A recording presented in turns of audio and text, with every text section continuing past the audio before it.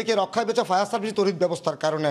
অর্থাৎ আমরা যতটুকু জানতে পেরেছি ঠিক ভোর 6টার দিকে চট্টগ্রামের চান্দগাঁও আবাসিক এলাকার এই 9তলা বহুতল ভবনের 4র্থ তলায় আগুনের সূত্রপাত ঘটে এবং দুটি রুমে কিন্তু কাপড় চোপড় সব পুড়ে গেছে।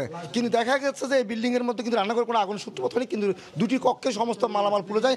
এরপর ফায়ার সার্ভিসের 3টি ইউনিট ঘটনাস্থলে আসে এবং তার 1 ঘন্টার চেষ্টার পর আগুন নিয়ন্ত্রণে আনে।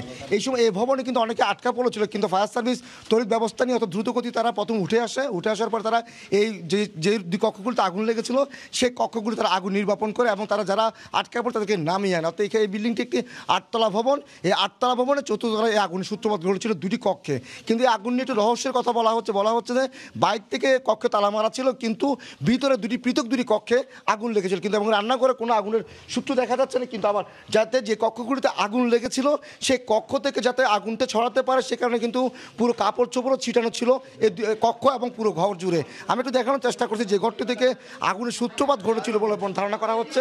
এই কক্ষটি থেকে বলা হচ্ছে আগুনের সূত্রপাত ঘটেছিল এবং এই কক্ষে কিন্তু সমস্ত মালামাল পুড়ে গেছে।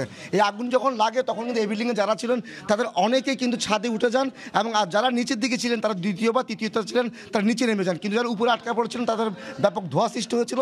ফায়ার সার্ভিসের কর্মকর্তারা আমাদেরকে জানিয়েছেন তারা কিন্তু খুব সাহসের সাথে প্রথমে তারা এই ভবনের ভিতরে ঢুকে যায় এবং ঢুকে গিয়ে তারা এই দুটি কক্ষের মধ্যে তারা পানির নিক্ষেপ করে এবং পানির ফলে কিন্তু আগুন নিয়ন্ত্রণে আসে। আগুন নিয়ন্ত্রণে আসার পরে ধোঁয়ার মাত্রাও কমে এবং ধোঁয়ার মাত্রা কমার পরপরই তারা যারা আটকা পড়েছিল বা ছাদে উঠে গিয়েছিল তাদেরকে আগে নামিয়ে আনা হয়েছিল যাতে কোনো রকম প্রাণহানির ঘটনা না ঘটে।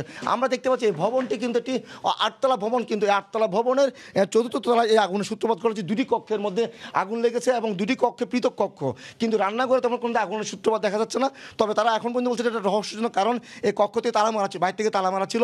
এই যে মালিক এখানকার যে ভাড়াটিয়া তিনি বাংলাদেশে থাকছেন এমনটিও বলা হচ্ছে, তিনি বলছেন তিনি দুবাই থাকছেন এমনই বলা হয়েছে ফায়ার সার্ভিসের পক্ষ থেকে। তো ফায়ার সার্ভিস কর্মকর্তারা আমাদেরকে জানিয়েছেন তারা চেষ্টা করছেন এই ঘটনা আগুনের রহস্য উন্মোচনের জন্য, কারণ দুটি পক্ষে পৃথক দুটি কক্ষে আগুন লেগেছে এবং দেখা যাচ্ছে যাতে আগুনটা আরও ছড়াতে পারে সেই সূত্র ধরে অনেকগুলি কাপড় কিন্তু রান্নাঘর পর্যন্ত বিস্তৃত করা হয়েছিল।